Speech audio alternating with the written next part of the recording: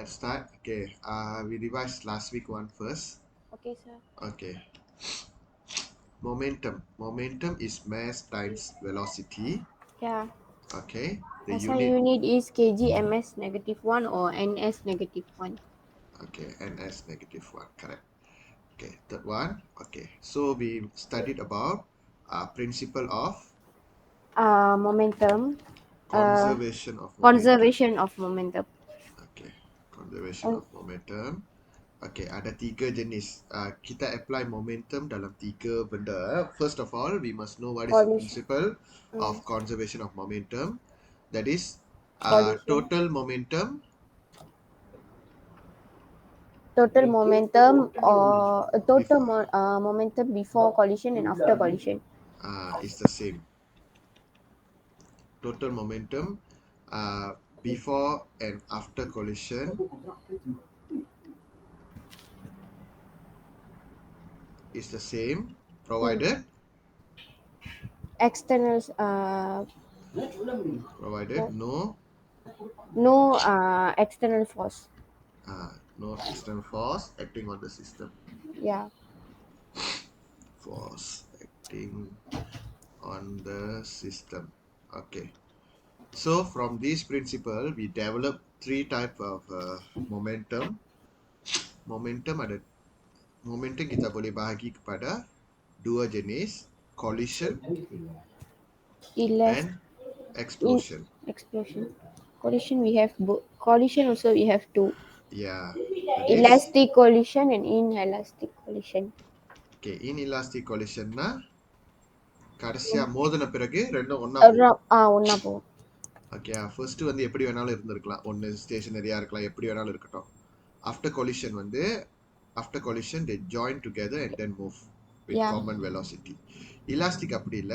After Ma- collision uh, அது ஒரே டைரக்ஷன்லயும் போலாம், இல்ல டிஃப்ரெண்ட் Different டைரக்ஷன்லயும் direction. போலாம். ஆனா ஒட்டாது. Mm. ஓகே, elastic elasticல வந்து momentum is conserved.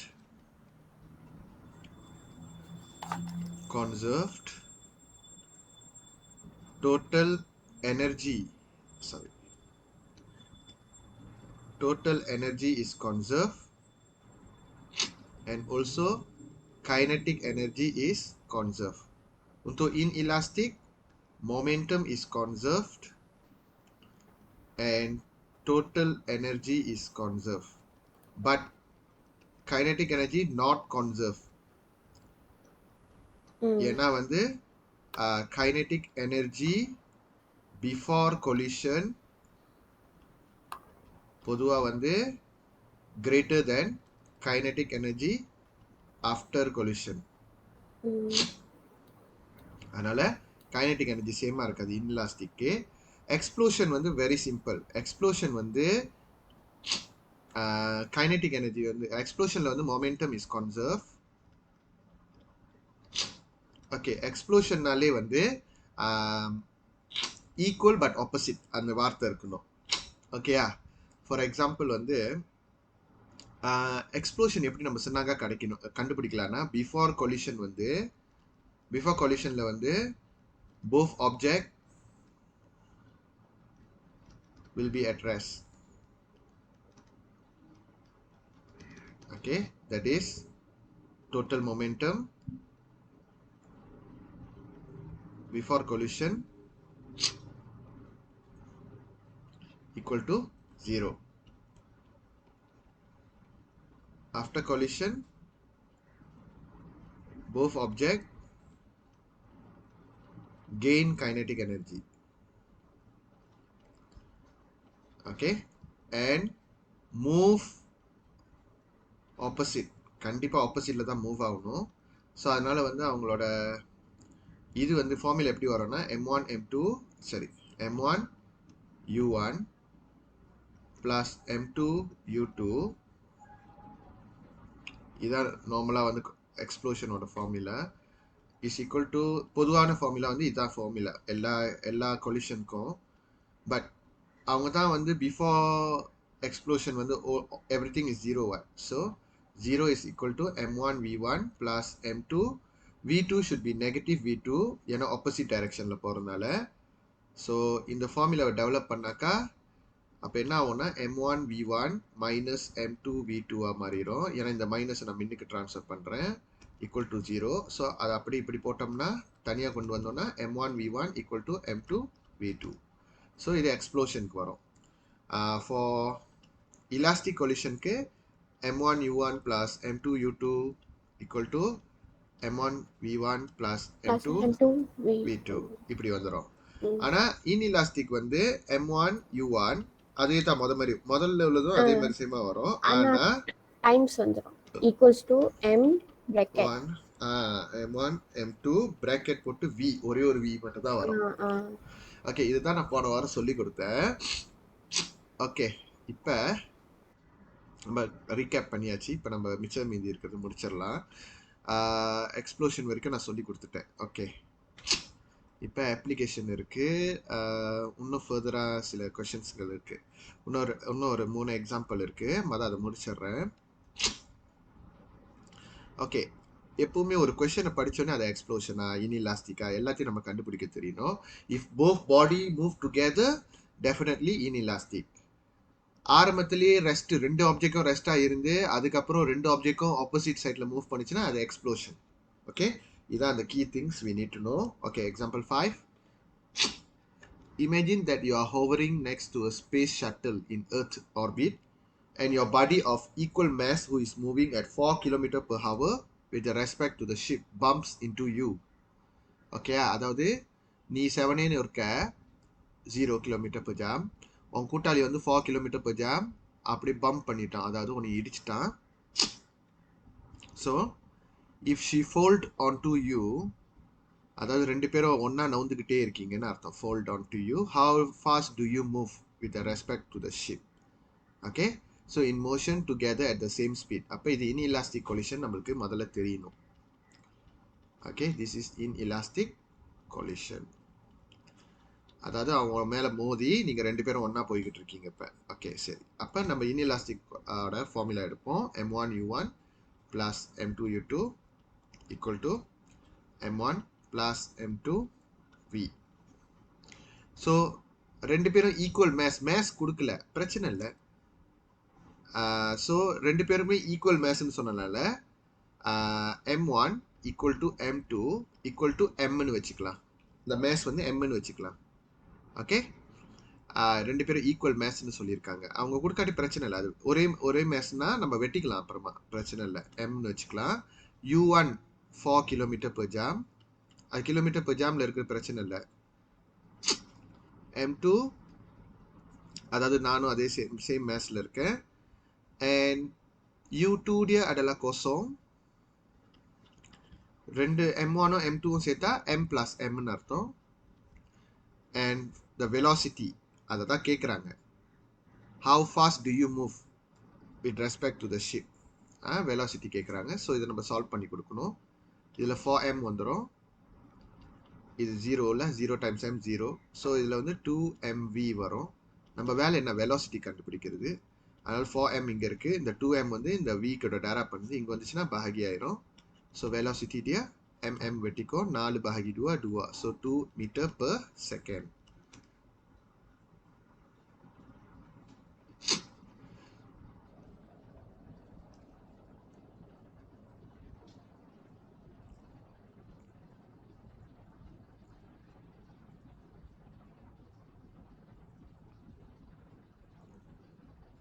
முடிச்சாச்சா?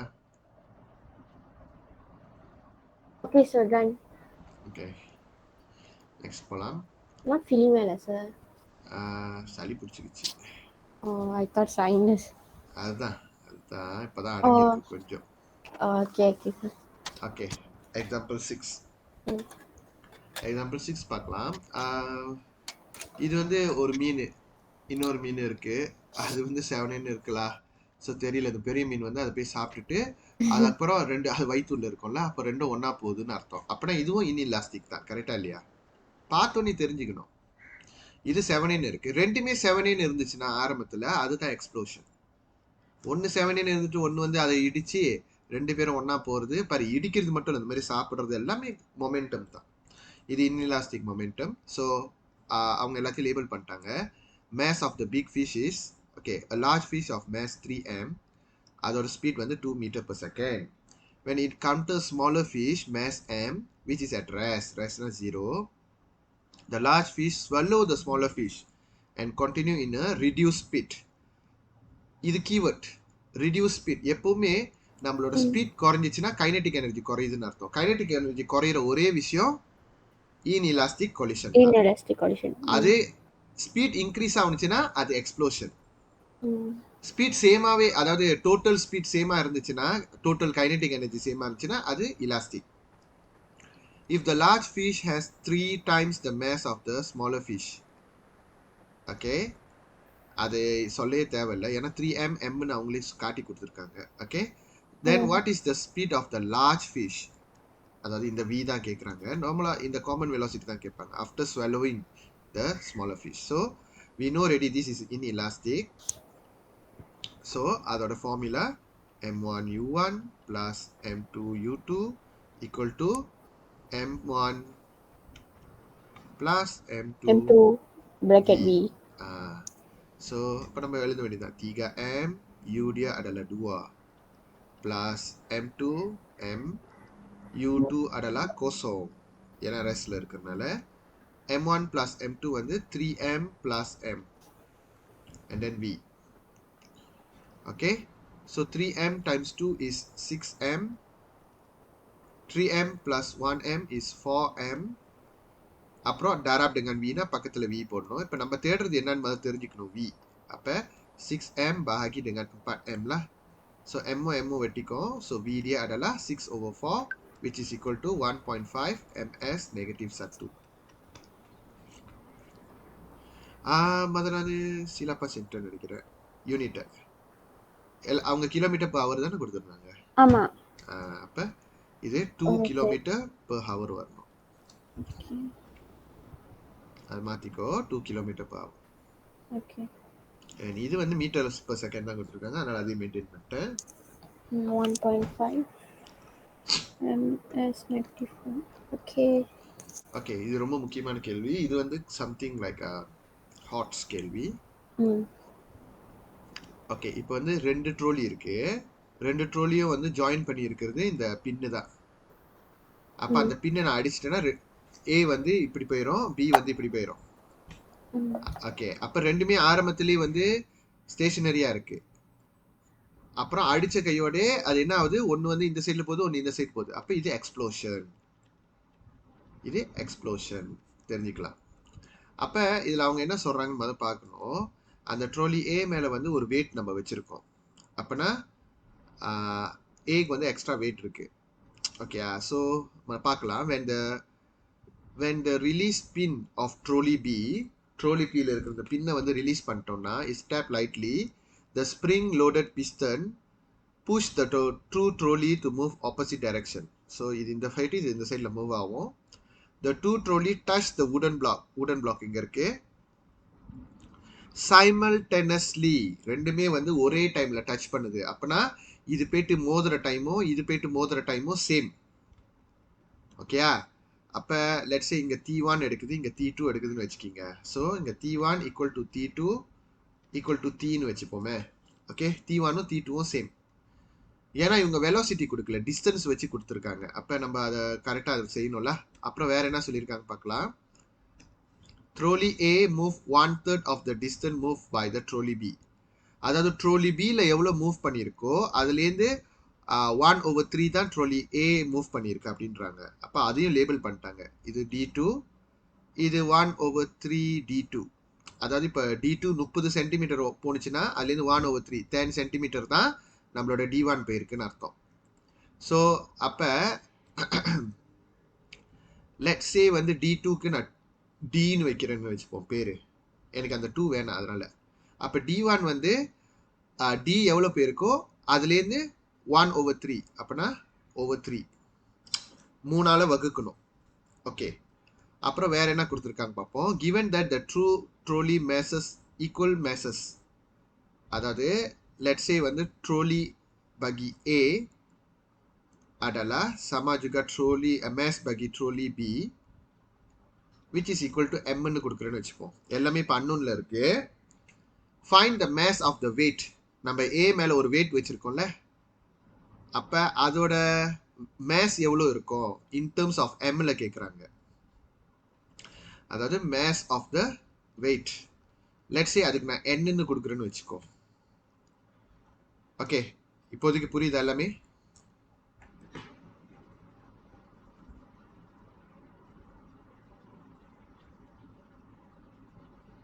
வைஷ்ணவி கேட்டேன். That one I found, sir. Okay, so இப்போ வந்து அவங்க என்ன கேட்குறாங்கன்னா வந்து மேஸ் ஆஃப் த வெயிட் கேட்குறாங்க. ஓகே, இப்போ இது வந்து எக்ஸ்ப்ளோஷன் நம்மளுக்கு தெரிஞ்சிருச்சு. எக்ஸ்ப்ளோஷன்னா momentum to the left equal to momentum to the right. ஓகேயா? இல்லாட்டி momentum upward equal to momentum downward, அந்த மாதிரி தான் சொல்லுவோம். So this is an explosion.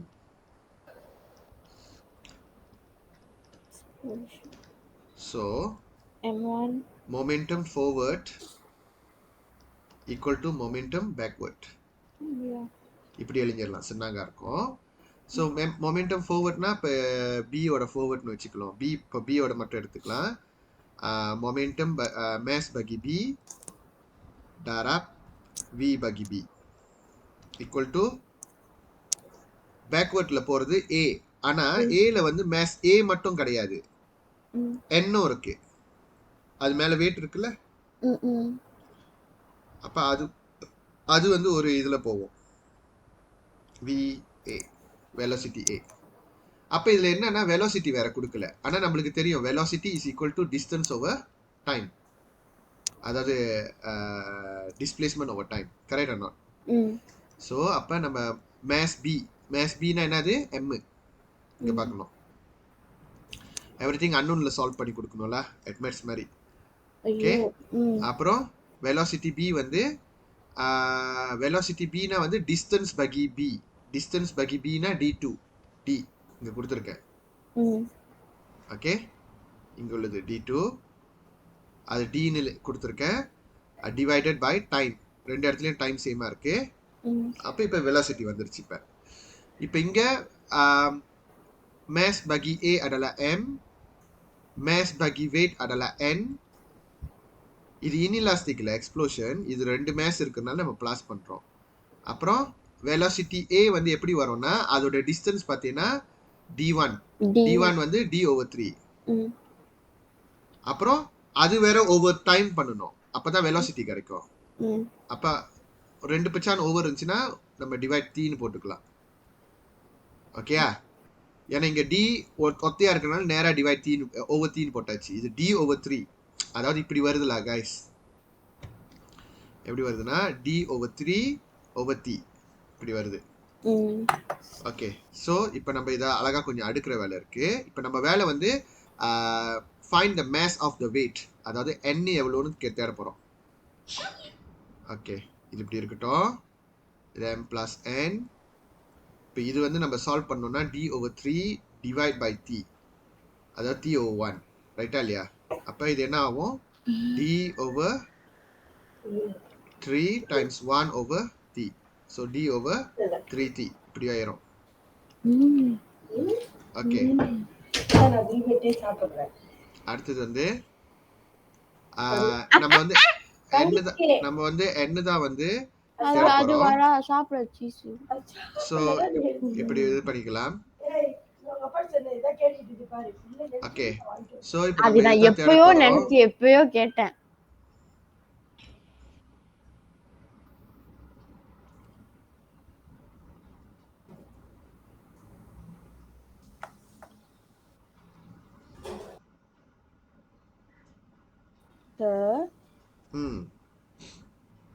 பேசி முடிச்சாச்சாங்க? Sorry sir. Okay, go ready. Okay, so இப்போ நான் n வந்து எவ்வளோன்னு நான் தேடணும். ஸோ இந்த இடத்துல MDT இப்படி இருந்துரும். இதை நம்ம தான் அந்த சைடில் கொண்டு போனாக்கா இங்கே டாரா பண்ணுது. அங்கே போனால் bahagi dengan d/3t. Okay, you கண்டப்பா m plus n. So md/t darab 3t/d இப்படி வரும், equal to m plus n. So இல்லை தீயோ வெட்டிடலாம், டியும் வெட்டிடலாம். So 3m equal to m plus n. So நம்ம வேலை வந்து n எவ்வளோன்னு தேடணும். n வந்து equal to 2m. 2m. So I tak faham the part why so put m plus n. இந்த trolley மேலே வந்து வெயிட் இருக்குது தானே, Ah. அப்போ அதோட டோட்டல் மேஸ் வந்து mass of trolley plus the mass of the weight, right? Oh, okay.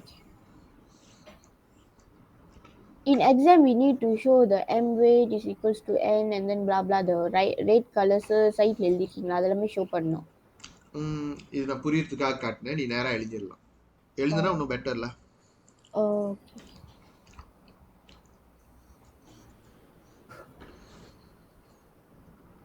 Okay.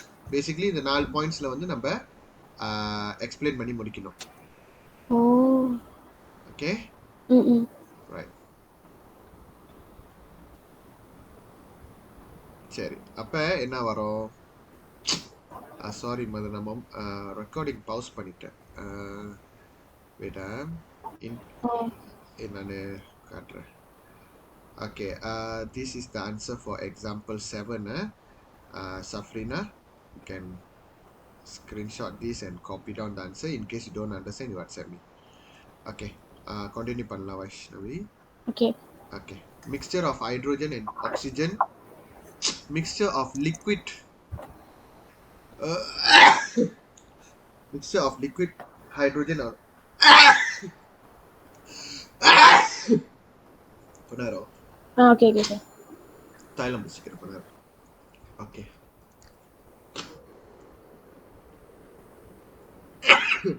The liquid of hydrogen and oxygen fuel burn explosively in combustion chamber. அப்ப அது பின்னாடி வந்து என்ன வெளியாக்கும்? அது இது வெளியாக்கும். Jet of the hot gases expelனா டிக்கலுவார் at very high speed, high velocity. செம்ம speedo பின்னாடி வெளியாக்கும். These high speed hot gases produce a large amount of backward momentum. So நம்ம conservation of momentum படி an equal but opposite, அதுக்கு ஈக்குவலா ஆப்போசிட்ல வேலை செய்யுதுன்னா forward momentumல momentum is produced and acted on the rocket, propellingனா moving the rocket forward, மின்னு கொண்டு போவோம்.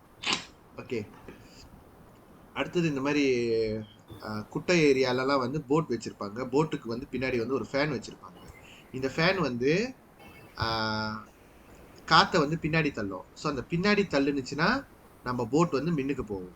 ஏன்னா பேக்வர்ட் மொமெண்டம் இருந்துச்சுன்னா ஃபார்வர்ட் மொமெண்டம் இருக்கும், அது தள்ளும் மின்னுக்கு போட்டை.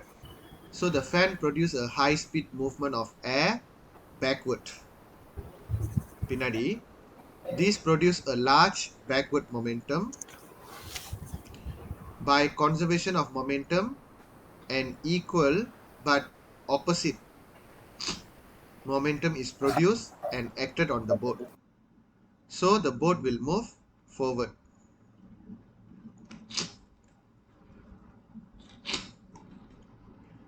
ஓகே, அடுத்தது போலாம். அடுத்து வந்து ஸ்குவிட். எப்படி எல்லாமே ஒரே மாதிரி தான். பின்னாடி முதல்ல ஏதாவது தள்ளும், அப்புறம் அதுக்கு ஈக்குவலா மின்னுக்கு மூவ் பண்ணோம். ஓகே, அதை எக்ஸ்பிளைன் பண்ணணும். இதெல்லாம் 4 மார்க்ஸ் தியரிக்கு வரும். Water enter through the large opening and exit through a small tube. So இல்லை பூந்துடும், தண்ணி பூந்துட்டு இந்த மாதிரி தண்ணி திருப்பி இப்படி வெளியாக்கும். ஸோ வாட்டர் இஸ் சின்ன, எப்பவுமே வெளியாக்குற இடம் சின்னதாக இருந்தால் தான் ஹை ஸ்பீடில் வெளியாகும். So water is forced out at high speed backward momentum. High speed. Water is forced out at a high speed backward. அப்படி போடுவோமே, backward. ஓகே, அப்புறம் அது என்ன சொல்லியிருக்காங்க? Total momentum before is equal to total momentum after collision. So அது ஈக்குவேஷன்லாம் எழுத தேவையில்லை, நேராக நம்ம விஷயத்துக்கு போயிடலாம். The magnitude of the momentum of water and the squids are same or equal but opposite direction. This causes the squid to jet forward. So backward momentum இருந்துச்சுன்னா forward momentum கண்டிப்பாக இருக்கணும். Okay, next, several firemen are needed to hold the water hose. இது text புக்லேயும் இருக்கும் அது. Okay, நம்மளுக்கு தெரியணும் ஏன் வந்து பல ஒரு ஒரு பைப்பை பிடிக்கிறதுக்கு 2-3 ஆள் பேர் வேணும்ன்ட்டு. ஏன்னா இந்த தண்ணி பிச்சுக்கிட்டு அடிக்கும், அப்போ ஃபார்வர்ட் மொமெண்டம் கூடயா இருக்கு, அப்போ அதுக்கு ஏற்ற பேக்வர்ட் மொமெண்டமும் இருக்கும். அப்போ அதை பேலன்ஸ் பண்ணுறதுக்கு தான் அத்தனை ஃபயர்மென் தேவைப்படுவாங்க. The large volume of water that rushes out from the water hose with a very high speed has a large momentum. In accordance with the principle of conservation of momentum,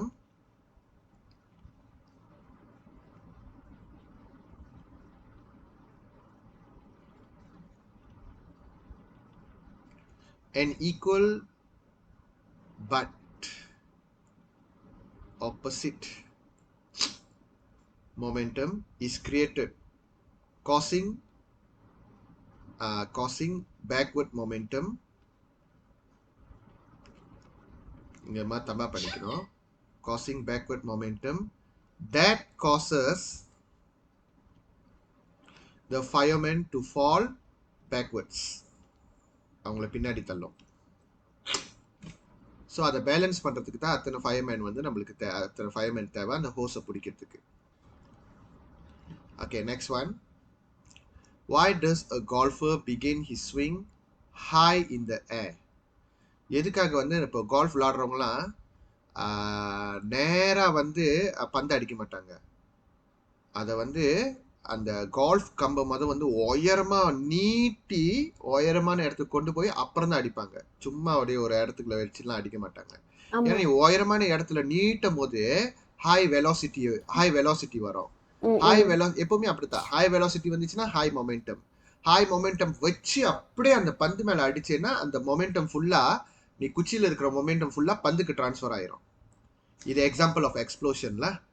okay, அப்புறம் என்ன ஆகும்னா அந்த பந்து வந்து போயிட்டு என்ன பண்ணும், அந்த ஹை மொமெண்டம்னால ரொம்ப தூரம் போகும். ஓகே, when swing ஓட past டென்ஸ்ல swung high in the air, the golf club hit the ball, okay, with a large momentum. ஏன்னா high speedனால the large amount momentum is then transferred to the golf ball, resulting in higher momentum of the ball. A large momentum transfer பண்ணியாச்சு, higher velocity of the ball, அதை வேகமாக்கி விட்டுரும், of the ball causing it to travel further. அதனால வேகமா போகும். அதே மாதிரி தான் பந்து விளாட்லையும் செய்வாங்க. பந்து விளாட்டில் நேராக பந்து ஏற்ற மாட்டாங்க. கோல் கீப்பர் அவுட்டுக்கு போயிடுச்சுன்னா கொஞ்சம் தூரம் வச்சுட்டு பந்தை வச்சுட்டு பின்னாடி கொஞ்சம் தூரம் போயிட்டு ஓடி வந்து எத்துவான். ஏன்னா ஓடி வரும்போது வெலாசிட்டி இன்க்ரீஸ் ஆகும், அந்த மொமெண்டம் நிறையா இருக்கும். அந்த மொமெண்டம் அப்படியே அந்த பந்துக்கு டிரான்ஸ்ஃபர் பண்ணுவான், அதனால அந்த பந்து தூரமாக போகும். அந்த பாயிண்ட் அழகாக அப்படி வரிசலாக வரணும். The goalkeeper takes a few steps backward, then run forward while kicking to kick the ball. அப்புறம் அந்த பந்தை நோக்கி வருவான் அதை வெத்துறதுக்கு. The ball goes further when kicked while running compared to kicking without running. Okay, ஓடி வந்து ஏத்துறதுக்கோ சும்மா ஏத்துறதுக்கோ வித்தியாசம் இருக்கு. ஓடி வந்து ஏத்துனாக்கா பந்து ரொம்ப தூரம் போகுது. ஏன்? This is because a running footballer has larger momentum and his momentum is transferred to the ball.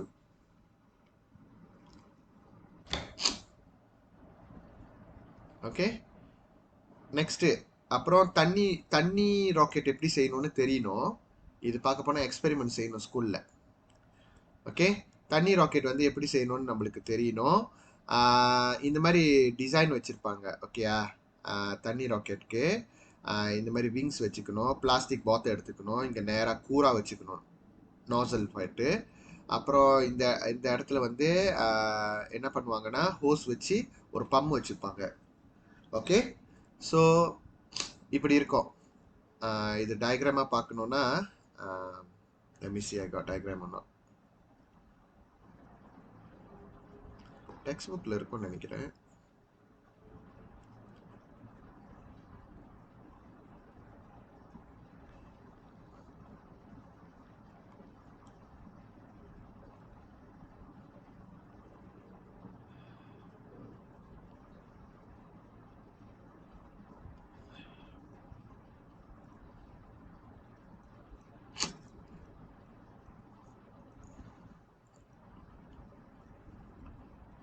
Done, sir. Done. I mean, the Athas one ready, right?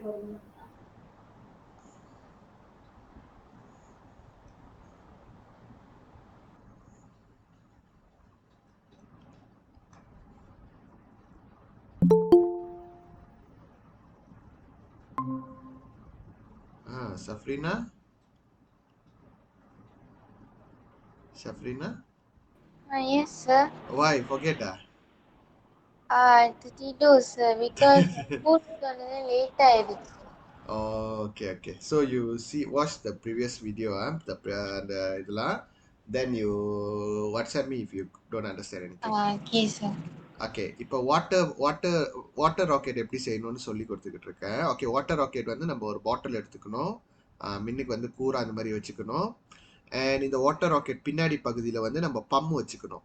அப்போ எப்படி இது வேலை செய்யும்னா இது வந்து கண்டிப்பாக நீங்கள் 45 டிகிரியில் தான் வந்து வைக்கணும். பம் வந்து இந்த மாதிரி நேராக வைக்கக்கூடாது. இது ராங் டயக்ராம் தான் கணக்குக்கு.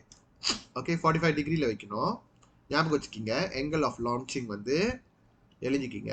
angle of launching should be 45 degree. ஓகேயா? இது வந்து டெக்ஸ்ட் புக்கில் வந்து இப்படி கொடுத்துருப்பாங்க. இது வந்து ஒரு ஆக்டிவிட்டியாக செய்ய சொல்லியிருப்பாங்க.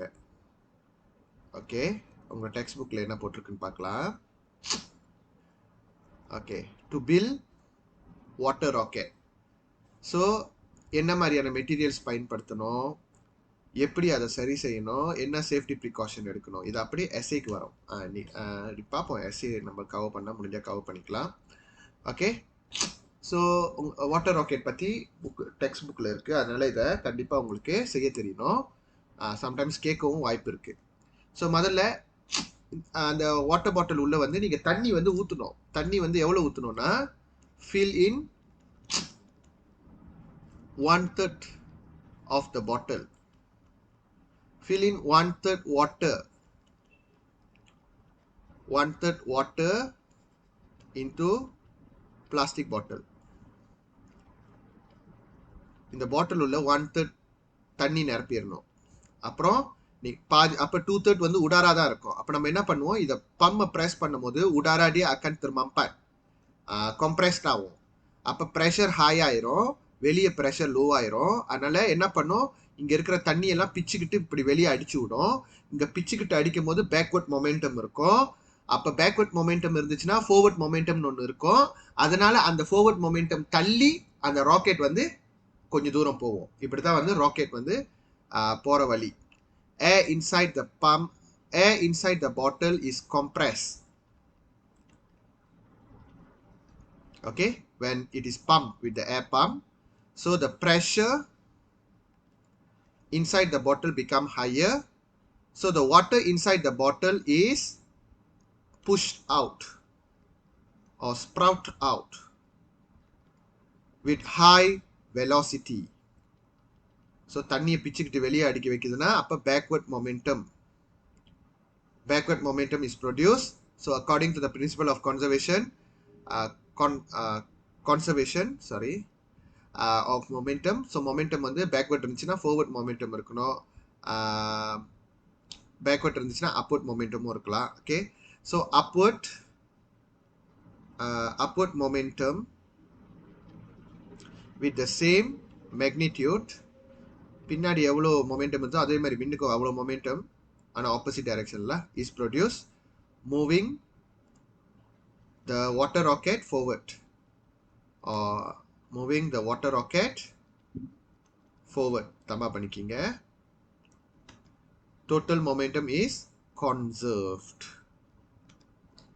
Okay right.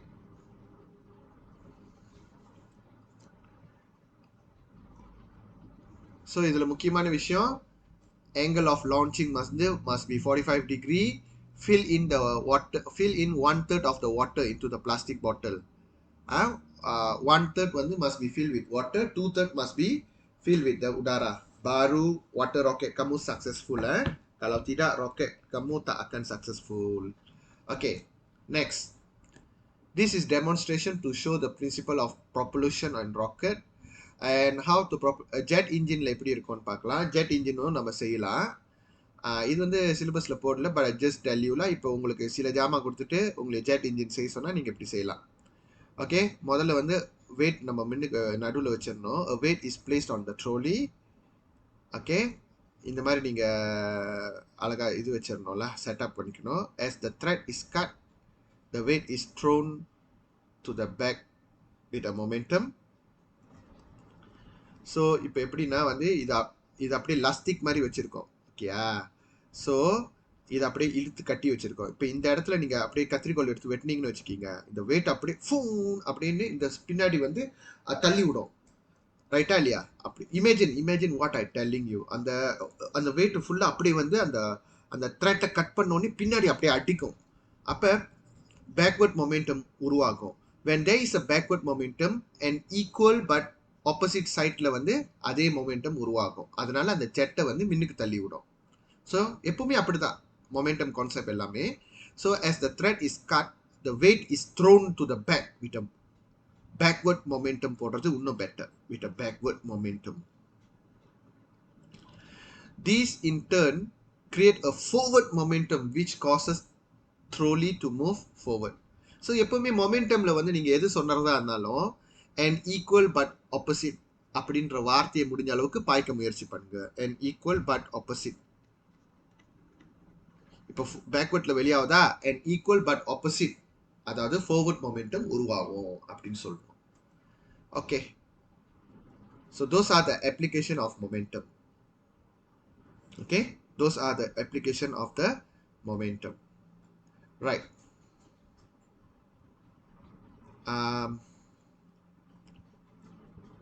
Okay, then we done the momentum topic ready. So 7 page தான் டு கவர் திஸ். ஆனால் நீங்கள் பார்த்தீங்கன்னா எக்ஸசைஸ் வந்து நிறையா கொடுத்துருப்பேன். ஏன்னா momentum is the part where people always make mistake. அதனால இனிஷியாக்கெலாம் பாருங்கள், நான் ஒரு அளவு தான் கொடுத்துருப்பேன் எக்ஸசைஸ், அவ்வளோ கொடுக்கறது இல்லை.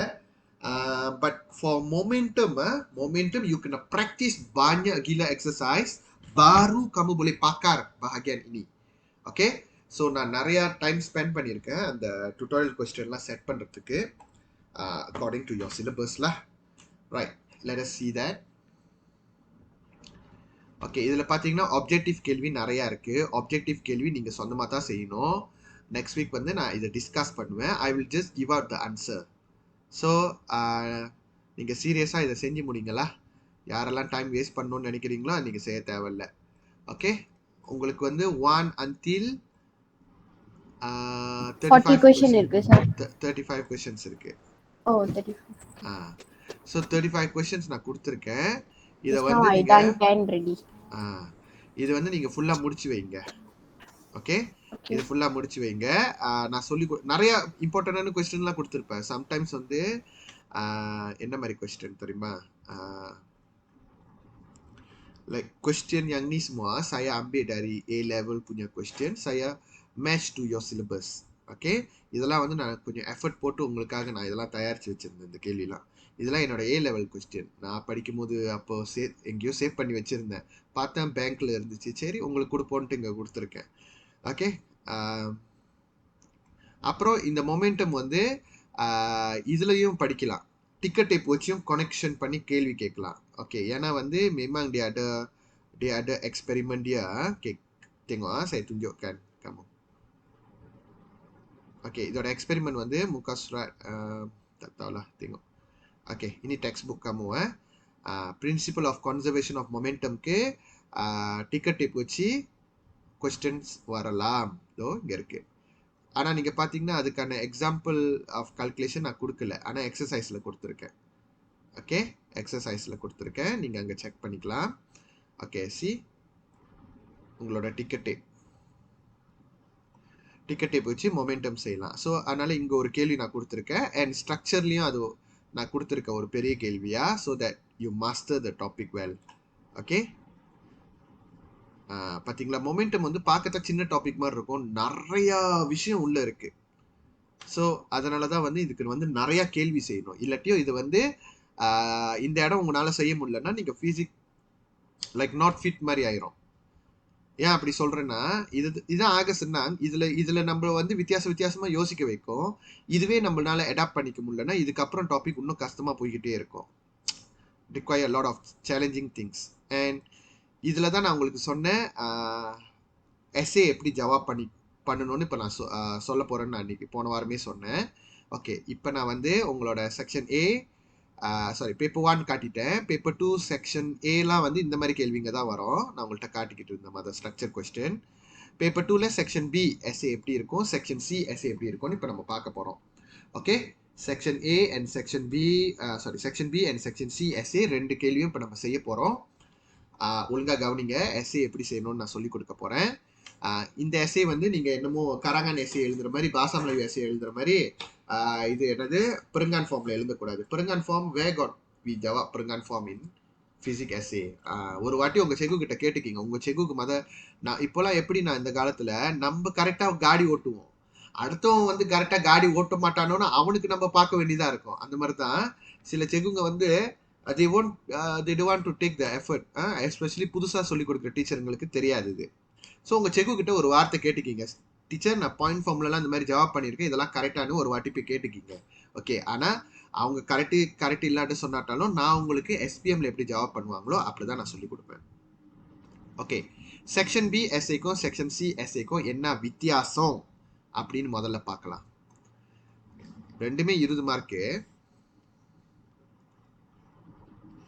இதுவும் 20 மார்க்கு, இதுவும் 20 மார்க்கு. ஓகே, எப்படி இந்த 20 மார்க் வருதுன்னு பார்க்கலாம். 1வது கேள்வி வந்து எப்பவுமே definition.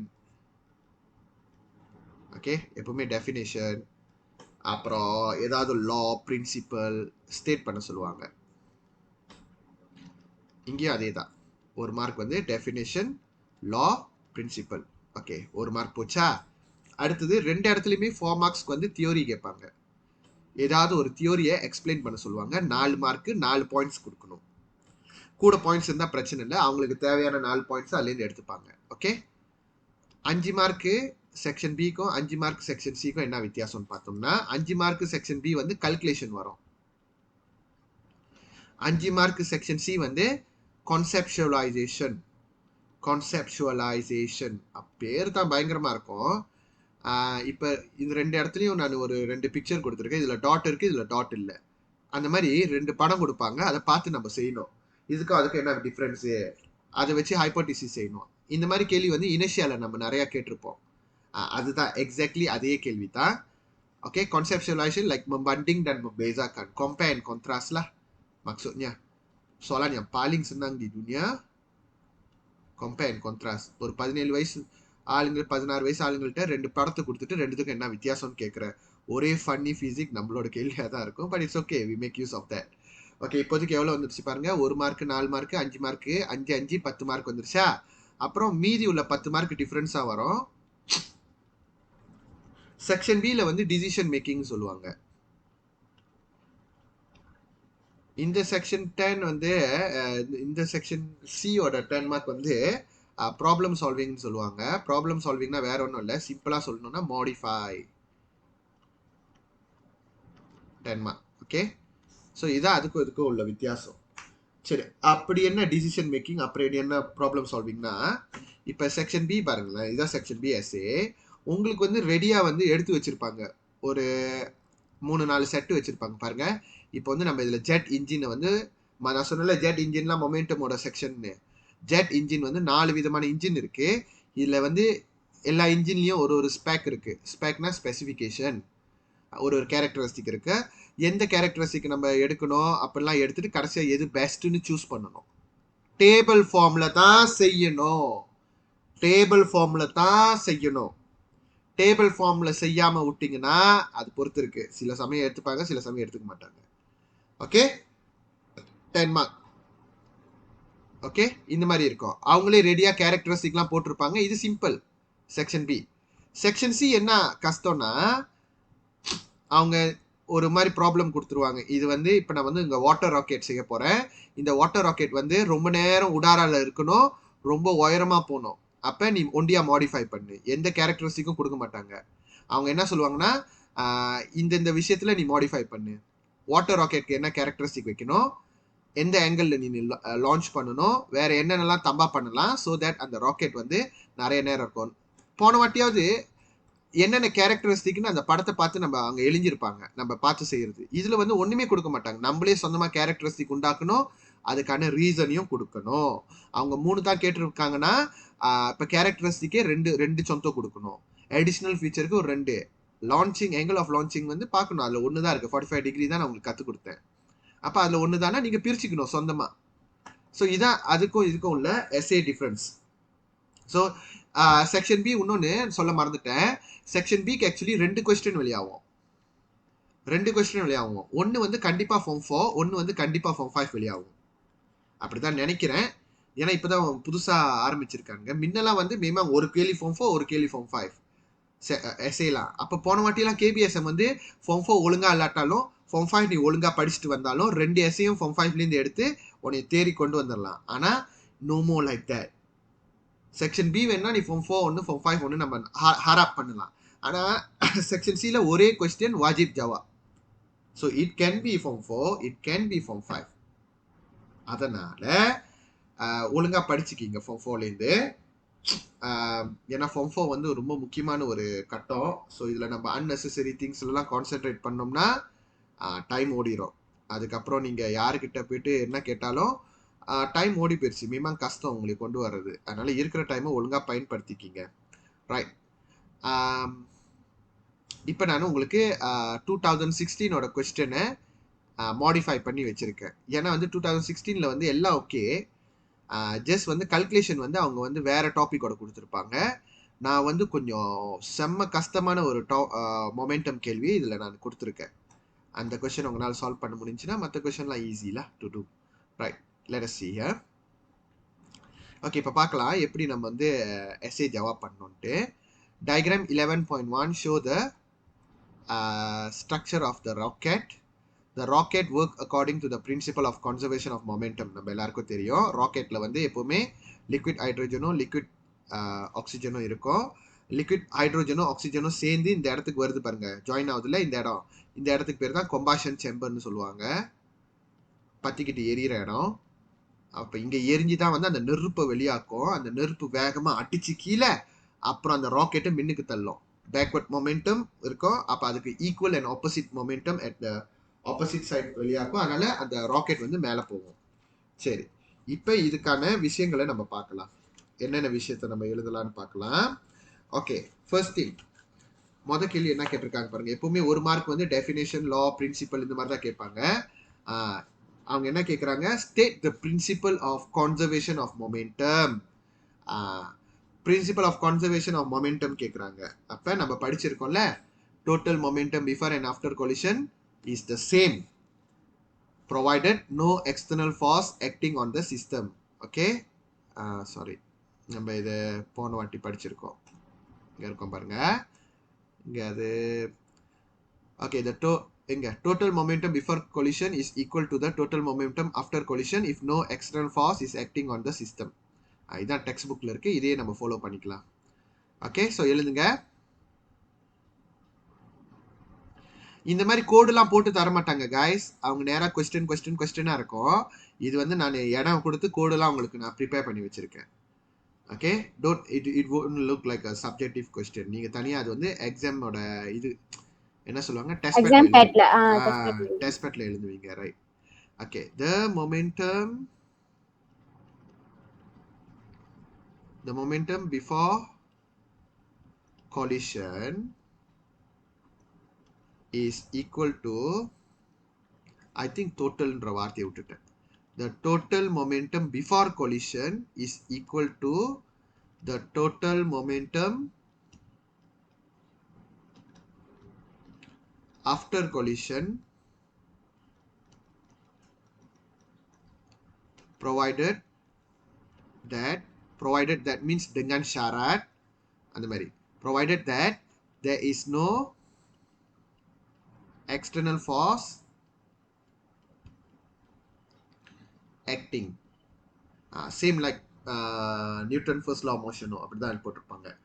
An object will continue to move at the constant velocity or at the rest provided that there is no external force acting on the system.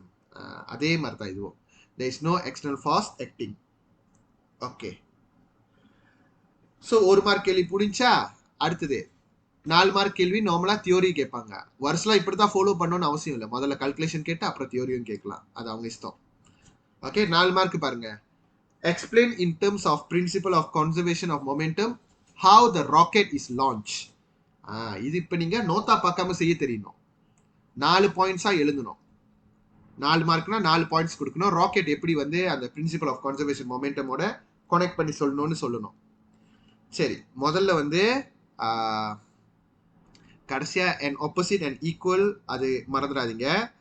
அப்புறம் பேக்வர்ட் மொமெண்டம் பத்தி பேசணும், ஃபார்வர்ட் மொமெண்டம் பத்தி பேசணும். அது 2 ஆயாட் தான் வருது. இன்னும் 2 ஆயாட் எப்படி அந்த பேக்வர்ட் மொமெண்டம் வந்துச்சுன்னு நீங்க எழுதணும். ஓகே, ஃபர்ஸ்ட் வந்து அந்த இந்த படத்துல பாருங்க, அவங்க ஏன் லிக்விட் ஹைட்ரோஜன், லிக்விட் ஆக்சிஜன் இதெல்லாம் கொடுத்துருக்காங்கன்னு யோசிங்க. Must dia bagi clue kan. So முதல்ல இந்த லிக்விட் ஹைட்ரோஜனோ லிக்விட் ஆக்சிஜனோ என்ன பண்ணும், கம்பாஷன் சேம்பர்ல பேர்ன் பண்ணி என்னத்தை உருவாக்கும், exhaust of gas. It will eject a high speed or high velocity of gas at downward there lah. அதை நம்ம சொல்ல தெரியணும். சரி, அதை 2 பாயிண்ட்ஸ்க்கு அழகா ஹூராய் பண்ணிடுவோம். You plan by your own. So இப்போ நான் எப்படி செய்வேன்னா, இதை liquid oxygen and liquid hydrogen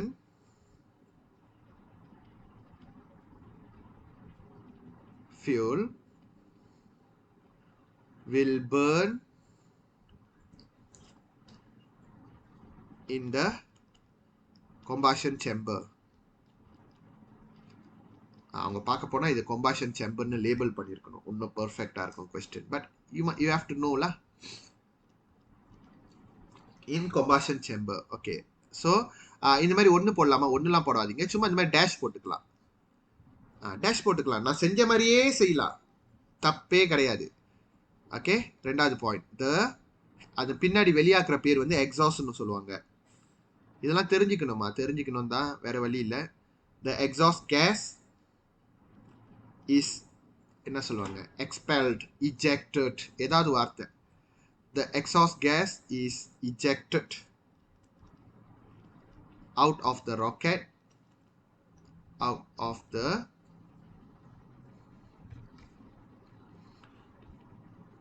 rocket at a very high speed. கண்டிப்பா இருக்கணும் இந்த வார்த்தை, at a very high speed. So நம்ம வந்து சும்மா அங்கே நோட்டாவில் இருக்கிறத பார்த்து எழுதக்கூடாது. நம்மளுக்கு எப்படி புரியுதுன்னு நம்ம இங்கே டெஸ்ட் பண்ணிக்கணும். இந்த மாதிரி நீங்கள் ஜவாப் பண்ணணும். ஓகே, வெரி ஹை ஸ்பீட்னா என்ன அர்த்தம், very high very large backward மொமெண்டமும் ப்ரொடியூஸ் பண்ணுது. So this will produce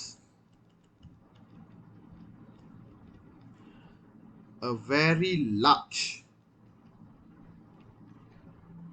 very large backward momentum.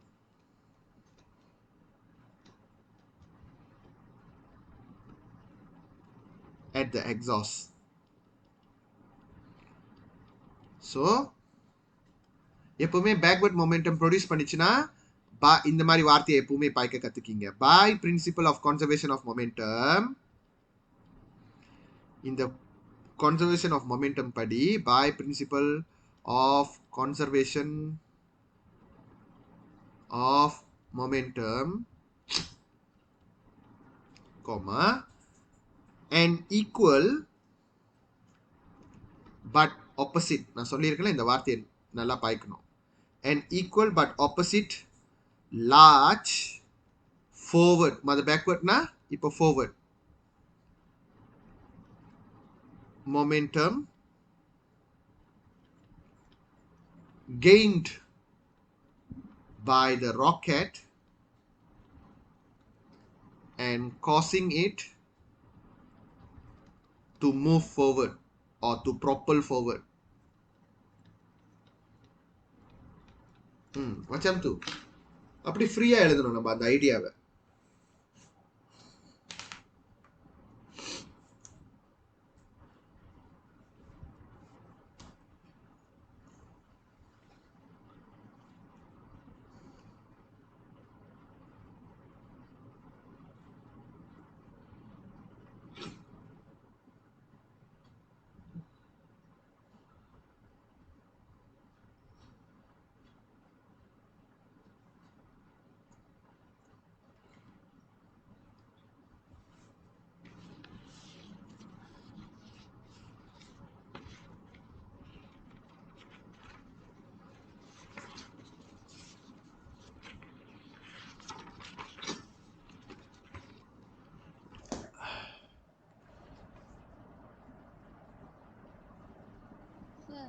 யா ஒரு பாயிண்ட் ஒரே ஒரு ஐயன் மட்டும் எழுதணும்னா பெட்டர். நீ எது பாயிண்ட் நினைக்கிறியோ அந்த பாயிண்ட் ஒரு ஆயாட்ல எழுது. லெட்ஸ் சேலா தப்பி ஸ்கேமா நீ எழுதின ஆயாட்ல 2 பாயிண்ட் இருந்துச்சுன்னா அது அவங்க பாஸ் ஆள், அவங்க எடுத்துப்பாங்க பிராக்கெட் போட்டு. உனக்கு என்ன மைண்ட்ல இருக்கோ எல்லாத்தையும் போட்டு கொட்டிடு. அப்ப லெட்ஸே அந்த 2 பாயிண்ட் வந்து நீ ஒரே ஆயாட்ல எழுதிட்ட சீலாப்பா, அது நீ ஒன்னும் வரி பண்ணிக்க தேவையில்ல. எங்களுக்கு தேவையான இப்ப லெட்ஸே லிக்விட் ஹைட்ரோஜனுக்கு 1 மார்க், லிக்விட் ஆக்சிஜன் ரெண்டையும் ஒரே ஆயாட்ல போட்டீங்கன்னா நாங்க இப்படி பிராக்கெட் போட்டு 2 மார்க் கொடுத்துருவோம். அதுல எந்த ஒரு கவலைப்பட தேவையில்ல.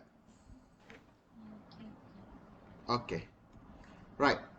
ஸோ உங்களுக்கு 1 மார்க் கேள்வி எப்படி ஜவாப் பண்ணணும்னு சொல்லி கொடுத்துட்டேன். இதுல வந்து கீவேர்ட் இல்லைன்னா It's copying. இதுல வந்து கீவேர்ட் இல்லைன்னா கண்டிப்பா வந்து உங்களுக்கு ஃபுல் மார்க் கொடுக்க மாட்டோம். டெஃபினேஷன்ல ஒரு சின்ன எழுத்து கூட இல்லைன்னா அது மாத்திரும் அந்த அர்த்தத்தை. அதனால பொதுவா ஒரு 50% ஆஃப் த டைம் டெஃபினேஷன் கேள்வி முக்கால்வாசி ஸ்டூடெண்ட் வந்து 0 தான் எடுப்பாங்க. ஸோ வெல்னே சொல்லிக்கிறேன். பட் டோன்ட் ரஷ்லா. நீங்க அஃபால் பண்ண வேண்டிய விஷயம் நிறைய இருக்கு. 1 மார்க்குக்காக நீங்க அந்த ஸ்ட்ரெஸ் பண்ணிக்க தேவையில்லை. முடிஞ்ச அளவுக்கு எழுதுங்க, முடியலன்னா விட்டுருங்க. எங்கேயாவது நீங்க எப்படி இருந்தாலும் 1 மார்க் விட்டு தானே ஆகணும், அங்க விட்டுருங்க தெரிஞ்சே. Okay, B practical little bit. For initial லெவல்ல நீங்க ஆர்வமா படிக்க படிக்க அதெல்லாம் உங்க மண்டையிலேயே வந்துடும். இப்ப பாருங்க, நான் அது பார்க்காம தான் எழுதுனேன். அப்ப ஏன்னா இது நம்ம ப்ராக்டிஸ் பண்ணிக்கிட்டே இருக்கணும். முடிச்சாச்சா சீக்கிரம்? ஓகே,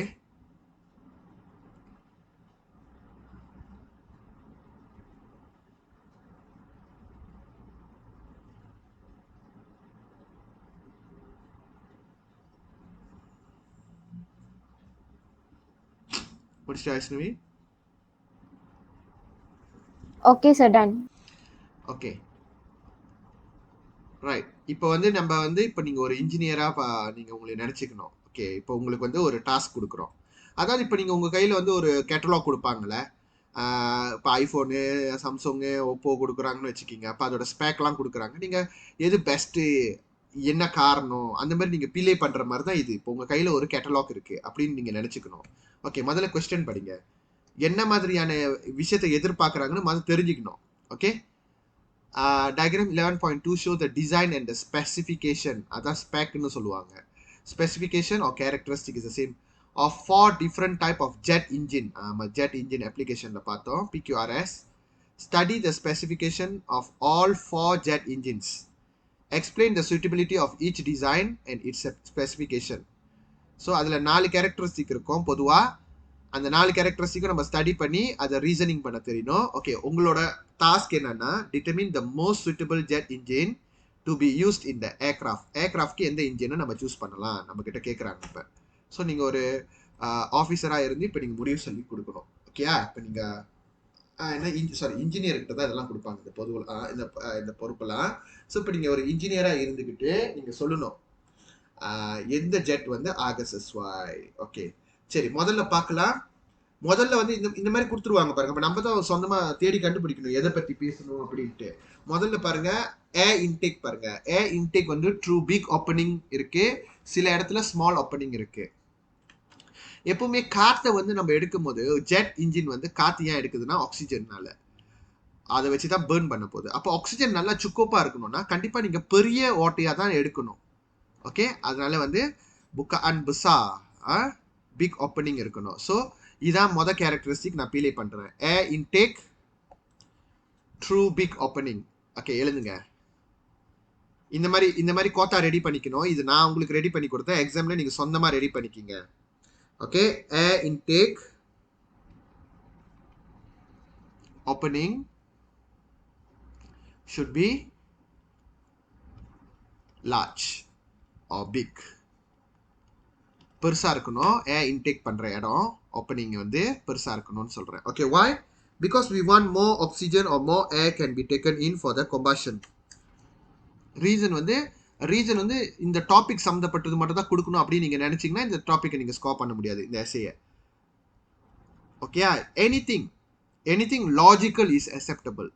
ஏன் இப்போ நான் இப்பதான் சொன்னேன் உங்களுக்கு ஏன் வந்து லார்ஜா இருக்கணும்னா more air can enter to support combustion. to support combustion.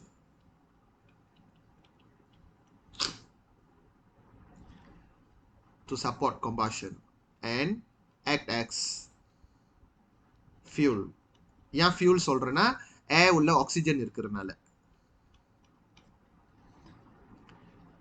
Okay, first characteristic and reason இப்படி சொல்லிடணும். ஸோ இதுக்கு ஒரு மார்க்கு, இதுக்கு ஒரு மார்க்கு.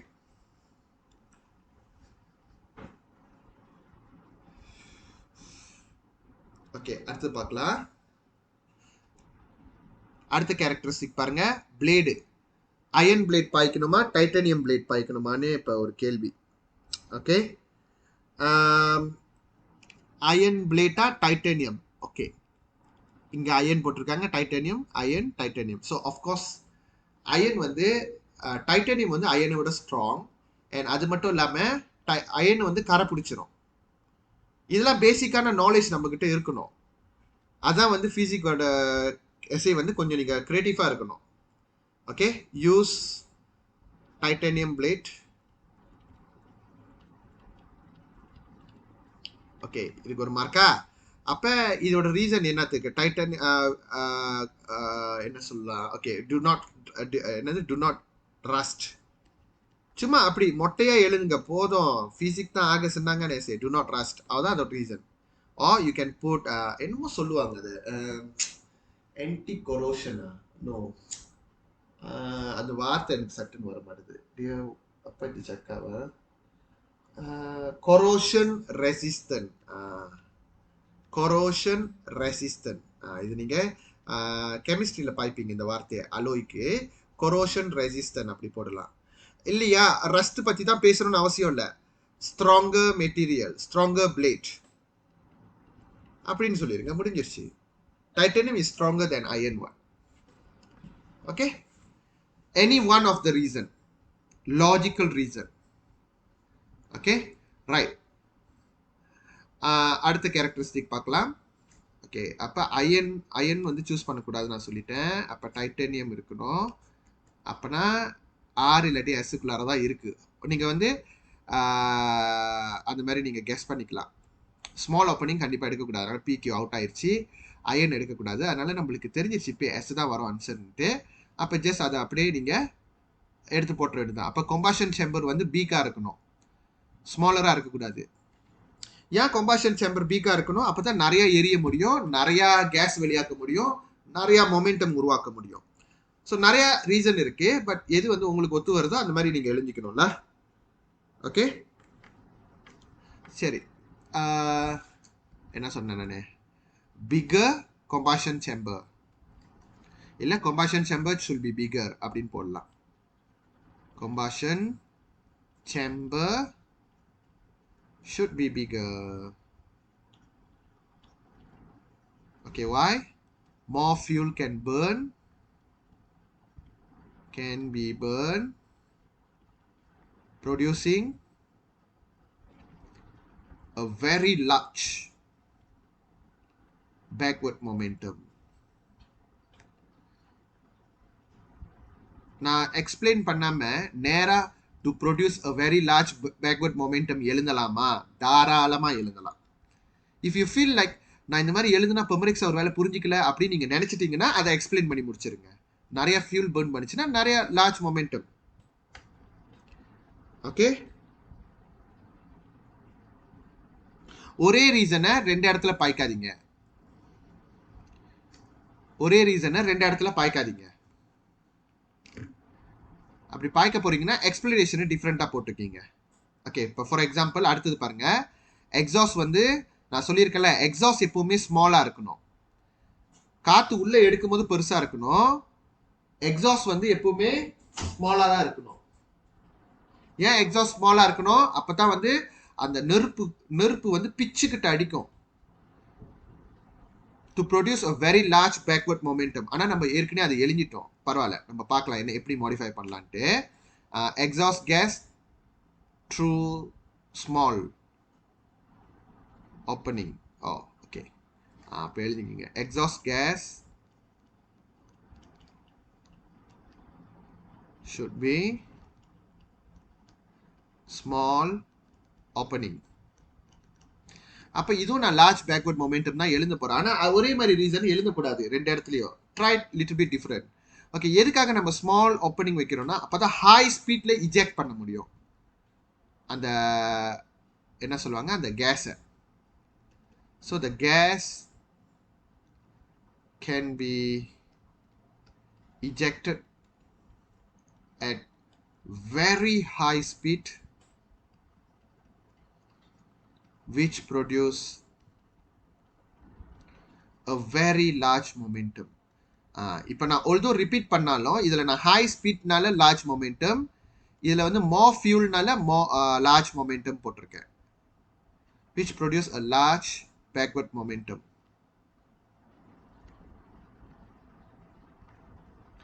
எப்பவுமே 4 கேரக்டரிஸ்டிக் தான் சொல்லணும். 5வது ஓகேயா, இப்போ நீங்கள் எத்தனை மார்க் எடுத்துட்டீங்க? 8 மார்க் எடுத்துட்டீங்க.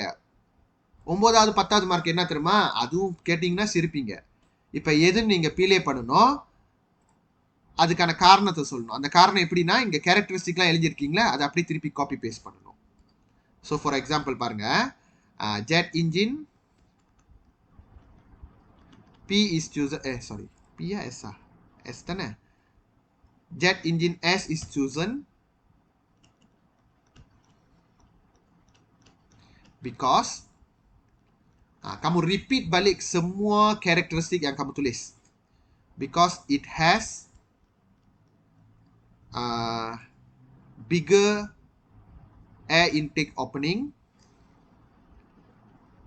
bigger air intake opening, comma, characteristic number 2 uses titanium blade, uses titanium blade,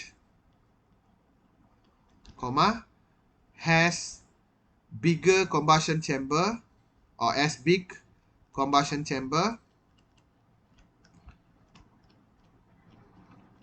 and characteristic paling last has small opening at the exhaust gas, or you also can write and has exhaust gas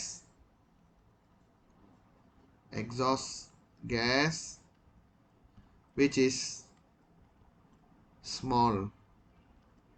titik.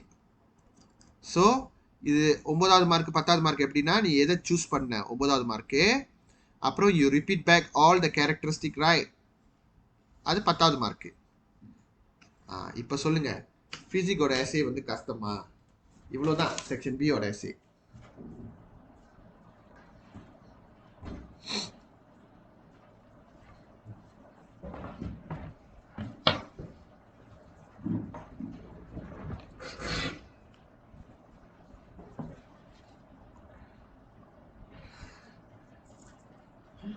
இவ்வளோ இருக்கா?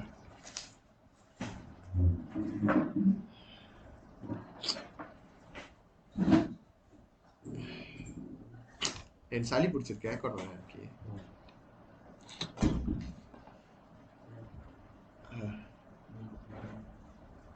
சாப்பிடலையா? கோயபிட்டோ கொலை பண்ணிடும். உட்காரு, mates நடிக்காத. நான் தான் சொன்னா இல்லையா அன்னைக்கு நம்ம பிஎம் செஞ்சோம். அப்போ இந்த வாரம் என்ன வரும்?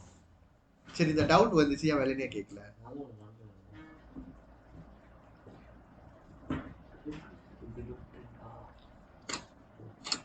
உட்காரு, கொஞ்ச நேரம் சென்று ரோஸ் பண்றேன். இப்போ மூட்ல இல்லை. ஓகே கைஸ், செஞ்சிட்டீங்களா? Okay sir, done. Safrina done. Okay right. சரி, இந்த கடைசி 5 மார்க் வந்து நீங்க ட்ரை பண்ணுங்க. மொமெண்டம்னா நான் உங்களுக்கு நிறைய சொல்லி கொடுத்துருக்கேன், இதை ட்ரை பண்ணுங்க. அடுத்த ஒரு வாரம் வந்து ஸ்டில் நம்ம மொமெண்டம்ல தான் இருக்கணும். ஏன்னா மொமெண்டம் வந்து அவசரப்பட்டு செய்யக்கூடாது, மெதுவாக தான் போகணும். நான் நிறைய வாட்டி சொல்லிட்டேன். சரி, உங்களோட வீட்டு பாடம் வந்து அந்த 5 மார்க்கோட கல்குலேஷனை முடிச்சு வைங்க. அதுக்கப்புறம் நீங்கள் ஸ்ட்ரக்சர் எதுவும் செய்ய வேணாம், அதெல்லாம் நம்ம சேர்ந்தே செஞ்சுக்கலாம். உங்கள் வேலை வந்து ஆப்ஜெக்டிவ் கொஸ்டினை முடிச்சு வைங்க. ஆப்ஜெக்டிவ் கொஸ்டின் ஒன்று ஒரு ரகமாக இருக்கும். அது எல்லாத்தையும் நீங்கள் வந்து கான்ஃபிடென்ட்டாக முடிச்சிட்டிங்கன்னா உங்களுக்கு மொமெண்டம் டாபிக் புரிஞ்சிடும். எங்கேயாவது நீங்கள் ஸ்டக் பண்ணிங்கன்னா அதை பூலாட் மட்டும் பண்ணி வைக்காமல் முடிஞ்ச அளவுக்கு மறுபடியும் நோத்தாவை பார்த்து ஏதாவது புரிஞ்சுக்கிட்டு அங்கே செய்ய பாருங்கள். Don't give up easily. Okay, right. So I stop here. I shall continue this class on next week lah. So next week still momentum la da irupom. Okay guys, take care, bye.